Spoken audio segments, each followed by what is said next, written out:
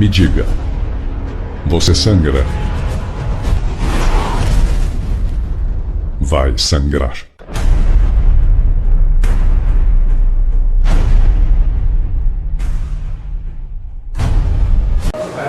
Batman vs Superman, a Aurora da Justiça. O risco de se destruir o mito. Rapaz, eu boto fé nos envolvidos, eu estou esperançoso. Eu confesso também que eu no começo, eu botei logo um tempo para trás e falei, será?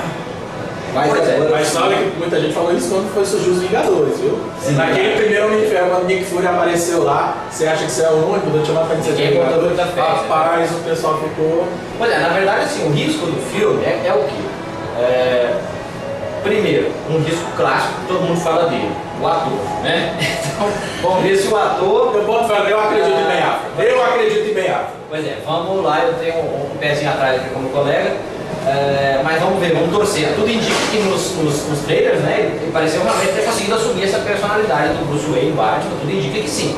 Mas esse não é o maior risco, não é o maior risco. O maior risco, no meu modo de entender, é conseguir convencer as pessoas, não fãs de quadrinhos, porque no quadrinho tudo é possível, as pessoas que gostam de quadrinhos não ligam muito para necessariamente isso, mas para o público em geral, conseguir convencê-los de que um ser humano, por mais inteligente que seja, sem usar kryptonita, porque se é que ele vai usar kryptonita, de repente ele vai descobrir kryptonita, talvez, sei lá, vai saber, né? De que talvez seja o Lex Luthor, mas enfim, um ser humano vai conseguir combater o Superman mostrado no filme Homem de Aço, que aí sim deu um poder muito mais do que sobre-humano para o Superman, né? Então esse é o grande risco, né? Quase que difícil. Aí eu vou perguntar, a metáfora que tem isso aí, é o homem contra Deus? É o super-homem nietzscheano contra o super-homem da ficção? A metáfora talvez esteja vinculada àquilo que o próprio filme esteja trazendo, né? A morte da ideia, não só a morte de Deus, como o próprio Nietzsche talvez coloque, né? Que está se referindo ao Deus. O super-homem está sendo retratado meio divinizado. Exatamente, mas o super-homem está meio divinizado e questionado, né? Tem até mostrado o falso Deus. O falso Deus. Então eles vão colocar esse embate de novo da figura, talvez, de que o homem não precise da figura de um Deus. Até porque a própria existência do super-homem mata toda a ideia que o Christopher Nolan quis passar nos filmes dele. De que ele era a inspiração e que qualquer pessoa poderia fazer isso, qualquer um embaixo da máscara. Exatamente. Então, assim, eu acho que o desafio, embora eu tenha gostado muito da ideia, tenha gostado dos trailers, eu acho que a coisa está bem produzida. O Christopher Nolan está ali, né, participando também, o próprio Zack Snyder, o Homem de Aço muito bom também.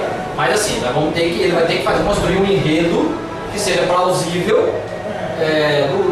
Ele vai ter que aproximar, me perdoe aí quem gosta do Batman, eu é o meu personagem favorito, mas ele vai ter que aproximar o Batman, me perdoe a comparação, mas vai ter que aproximar o Batman do Tony Stark, do Homem de Ferro. Ele vai ter que aproximar. Embora a heresia, que na verdade a origem de tudo está aqui, né? Ele vai ter que tentar trazer um tipo de armadura, como é bem mostrado inclusive no filme, no trailer, para colocar a coisa no mínimo de um nível de igualdade de força física, né? Mas ainda tem a questão da velocidade, ainda tem a questão do raio dos olhos lá, o laser, enfim, as coisas. Tem muita coisa para ser superada. Eu confesso que essa também é a minha grande preocupação. O Beato nunca me ameaçou. Porque assim, eu sei que ele já fez muita coisa errada na vida. Ele é diretor, é fã de quadrinhos, mas ele está querendo ser redimido. Eu sei, mas eu acredito nele, desde o princípio eu acreditei nele. Só que o meu medo é exatamente esse, é a representação. Porque eu tô com medo do Batman ser descaracterizado demais. Porque você pega, eu lembro quando a gente pega lá nos... esqueci agora o nome. O Batman descaracterizado? Não. Tá, outra referência. O Dr. Manhattan. Certo? Quando o Dr. Manhattan fala que o humano mais inteligente é tão ameaçador quanto o golfinho mais inteligente. É isso que eu trago com referência do Batman e do Super-Homem. Por mais que o Batman seja equipado e preparado, não. O cara é um deus praticamente. Ele tá numa representação dele. E você vê nos trailers as pessoas se ajoelhando diante do Super-Homem. Então, ele não é só, ele por si só, ele já seria algo difícil você enfrentar. Mas você imagina o Super-Homem com um exército de seguidores. Exatamente. Pois é, então se o Batman se utilizar meramente de uma força física, aí da parte ostensiva do Batman, como a gente vinha dizendo da ontologia do personagem, da essência do personagem, se utilizar apenas da parte física, realmente vai ficar enfraquecida a história. Ele vai ter que se utilizar de outros mecanismos intelectuais, de outros mecanismos sombrios, de outros mecanismos aí estratégicos para confrontar o personagem. Assim como a gente acredita que o Lex Luthor pode combater o Super-Homem por conta da riqueza, da inteligência, por conta de outros mecanismos, descoberta da criptonita, enfim. Não sei como que eles vão colocar isso no filme, mas eu acho que o Batman vai ter que Eu recorrer a fiquei outros muito assuntos. receoso quando os produtores falaram que o Batman ele vai usar a arma que é o fato do Super-Homem se preocupar demais com a humanidade. Não, Pois é. Aí, isso daí é suficiente. a história do Super-Homem não matar, né? Ele vai se beneficiar da bondade do Super-Homem, mas aí é um subterfúgio, né? Enfraquece o personagem. Coleção Superman 70 anos, as melhores histórias de Superman com Batman. Vocês ainda podem adquirir elas em sites virtuais, na revistaria Vitória Geek ou na Romênia. Existem histórias que abordam desse tipo, e há uma história pós-crise nas Infinitas Terras. Essa aqui é com o Dr. Luthor, é isso, essa aqui. Esqueci o título da história. Uma Noite em Gotham City, escrita por John Byrne. John Byrne, escrita e desenhada pelo Byrne, onde aborda justamente o primeiro encontro do Batman e ele usa esse tipo de questão. É claro que é uma história bem maniqueísta, onde... Sabe aquelas histórias onde todos os personagens ficam burros perto do Batman, justamente ali que a inteligência dele? Onde mostra muito bem a questão de como o Batman joga e ele sacrifica a própria vida dele para poder manter o Super-Homem sob controle. E o controle que ele tem sobre o Super-Homem é baseado em cima do moralismo que o Super-Homem tem da formação judaico-cristã dele. Eu não vou falar sobre o filme porque vocês já abordaram bem, mas em tratando Super-Homem e Batman, minha recomendação, Super-Homem e Batman, As Duas Faces da Justiça, foi uma minissérie em 3 edições, ainda feita no tempo da editora Abril, e que é uma das melhores histórias de amizade com 2 personagens grandes. Mostra o Super-Homem e Batman em fases distintas da carreira deles, no início da carreira, no meio, inclusive lembra a morte do Super-Homem, e mostra como foi que eles, a amizade e a mútua ajuda entre eles, conseguiram superar esses grandes obstáculos que eles tiveram em suas fases determinadas dos quadrinhos. Mais do que uma história de amizade, ela é uma história que mostra como casa bem e se complementam 2 grandes ícones dos quadrinhos, sem nenhum eclipse ao outro. Até uma história em que o Batmirim se encontra com o Sr. Mixplique para atazanar a vida dos dois tem aqui. Recomendação máxima. Então é isso. Já que a gente tocou no assunto de quadrinhos, vamos ver algumas recomendações. As maiores histórias do Batman e suas recomendações. Professor Jonas, me empresta essa edição de mouse, por favor? Primeiro, vamos deixar definido uma coisa. Histórias em quadrinhos sempre foram um gênero negligenciado e marginalizado por toda uma geração. E hoje há um reconhecimento grande das histórias em quadrinhos como grandes obras da literatura. Segundo o escritor inglês Neil Gaiman, famoso pela série Sandman e outros contos literários, uma vez perguntaram para ele por que havia tanta marginalização e se histórias em quadrinhos deveriam ser consideradas grandes histórias da literatura. Segundo a conclusão dos escritores ingleses, depois de Maus, não existe mais o que discutir. Histórias em quadrinhos são, sim senhor, grandes obras da literatura mundial. Maus foi o pé na porta, tapa na cara e entrou com o gênero quadrinhos na literatura mundial. Explicando melhor, não é que as obras depois de Maus são reconhecidas da literatura. Não, Maus entrou no gênero e reconheceu que grandes obras de quadrinhos feitas antes e depois de Maus são também grandes obras da literatura. Então, quem pegar você lendo um gibi, disser que você devia estar lendo um livro, primeiro que essa pessoa está certa, não importa a fase que você deixa na sua vida, é sempre bom você estar acompanhado de um bom livro. Mas não dispensa histórias em quadrinhos como grandes obras da literatura. E um grande personagem como o Batman não podia deixar de ter grandes obras da literatura em quadrinhos associadas a eles, e nisso vem as nossas recomendações. Aí tá, por onde é que a gente começa nesse contexto, né?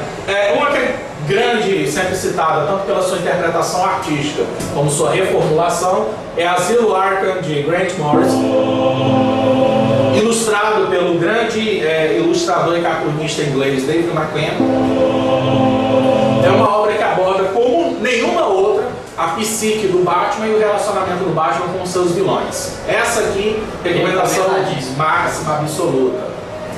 Eu gostaria de recomendar também aqui uma que pra mim, pra quem inicia o Batman, é uma das referências pra você pegar assim, bem é uma das histórias mais interessantes pra vocês começar, que é Piada Mortal.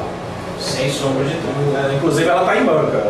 Inclusive ela vai enfatizar exatamente essa versão mais psicopática do livro, né?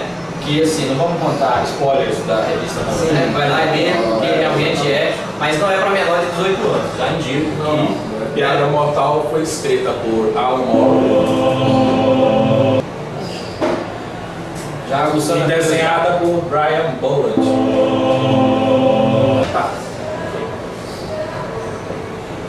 É isso aí, galera. Alguém tem, assim, eu tenho mais algumas recomendações. As obras O Dia das Bruxas, que é uma das grandes histórias do Batman, e O Longo Dia das Bruxas, que é uma das grandes histórias das histórias em quadrinhos. Existem as grandes histórias do Batman, existem as grandes histórias do Batman que são grandes dos quadrinhos. Aí você tem Dia das Bruxas e O Longo Dia das Bruxas. Na Vitória Gic também está à venda no site. Exatamente. E outras recomendações que fica por questão de vocês terem boas histórias do Batman mesmo. Batman ou Messias, muito bom. Essa aqui foi grande. Jim Sterling, no auge, muito bem escrito. E todas as histórias que vocês puderem encontrar, eu estarei em publicação agora, da fase dos anos 70 do Batman de Neil Adams. Mas essa aqui é mais uma recomendação minha mesmo, vamos ver o que o pessoal tem. Concordo.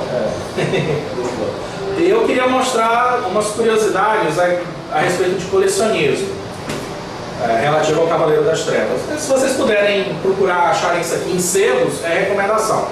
As Várias Faces de Batman foi produzida em 1989 pela editora Abril.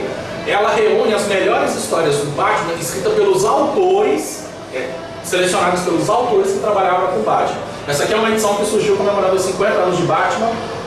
Ela durante um tempo ficou difícil de você achar ela no mercado, mas hoje você encontra edições dela aí com facilidade em selos e bancas digitais.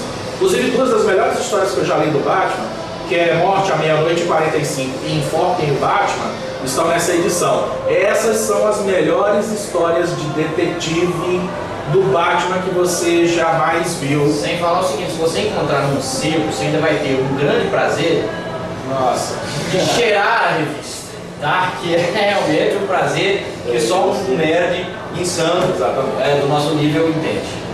A última história do Batman da editora Ebal, na realidade é o Batman da Terra 2, que a rigor é o mesmo Batman de 1939, que envelheceu normalmente, teve suas histórias, casou, teve filha, a caçadora da Terra 2 era filha do Batman, Ana Wayne, e aqui mostra a história em que Batman tem a última aventura dele, passa o manto para o Robin, e o Robin vai virar depois líder da Sociedade da Justiça da América, que é um dos heróis oriundos da década de 40 na Terra 2. Nessa história o Batman se aposenta e acaba entrando para a política, e depois você acaba descobrindo que Bruce Wayne, vai se tornar comissário de polícia de Gotham, comissário Wayne. O que puxa essa edição de grandes álbuns em quadrinhos 3 da Ebal. Essa aqui é uma das grandes edições raras da Ebal. Quem tem isso aqui pode guardar, que isso aqui ainda vai valer ouro e vai pegar sem dinheiro. É uma edição focada na Sociedade da Justiça da América, os heróis da década de 40, mas que mostra a primeira morte de um super-herói da DC Comics, que é o Batman da Terra 2.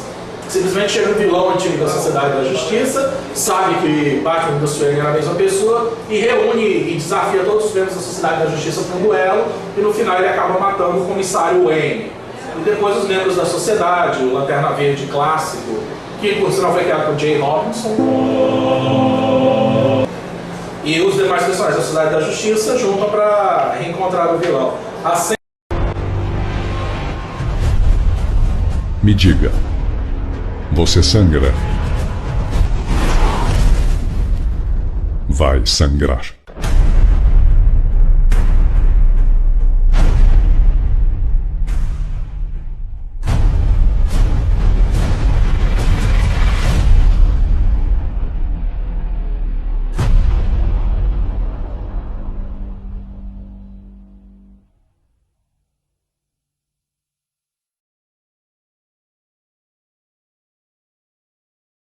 cena do enterro do Batman, ela é muito bacana. Eu reli essa edição várias vezes só por causa dessa cena, onde os grandes heróis fazem sua despedida a um outro grande herói. E essa aqui, só para item de curiosidade, essa aqui eu peguei o primeiro encadernado do Cavaleiro das Trevas, feito pela editora Abril. Acho que essa edição saiu em 1990. Inclusive na questão do Cavaleiro das Trevas, né, que mostra inclusive o embate Batman e Superman, para quem tiver curiosidade de primeiro assistir a história, tem em animação. Né? Ah, sim, a gente vai colocar as recomendações de links. E nos posts lá do Nerd Teams a gente vai colocar algumas recomendações no feed nosso, para vocês verem outras obras transmídias do Batman, tudo dentro da legalidade e do respeito da nossa página, que nós somos incentivadores de cultura pop. E é isso, gente. Considerações finais? Considerações finais, cara. Eu terminar planejado nessa área. Tá certo, mas eu vou fazer um pedido que é: curtam a nossa página, assinem o canal, colaborem com a cultura pop do Nerd Teams, que a gente está incentivando todos esse tipo. Dá uma passadinha aqui na revistaria Vitória Geek e vocês podem adquirir figuras de ação, vocês podem adquirir quadrinhos e alguma coisa para não só cultura pop como questão de entretenimento. Tocantins também é cultura. Mas também cultura pop como uma grande forma de reformulação e crescimento íntimo e intelectual da pessoa. Espiritual, exatamente. Professor Jonas, professor Lucas. Bom, só queria enfatizar isso aí que você colocou no final. A leitura do quadrinho é excelente para desenvolver criatividade, excelente para desenvolver a ludicidade, para abrir a sua mente, para te trazer prazeres com a ficção, até para te preparar para leituras mais difíceis, obviamente, não se limite aos quadrinhos, mas é um bom começo, tanto para criança quanto para adolescente, quanto, obviamente, para adultos. Existem obras aí poderosas, inclusive separadas só para adultos, com índice de classificação. A coisa é séria, então vamos lá, vamos ler e vamos nos divertir. Pessoal, no final, não sejam parasitas culturais. Contribuam também. Não adianta você pegar e ficar baixando coisa de graça na internet quando não contribui para o crescimento cultural. Sejam produtores, sejam consumidores e cresçam com isso. É isso aí. Muito obrigado, gente. Fechou? Curta a nossa página, assina o canal. Nerd Teams!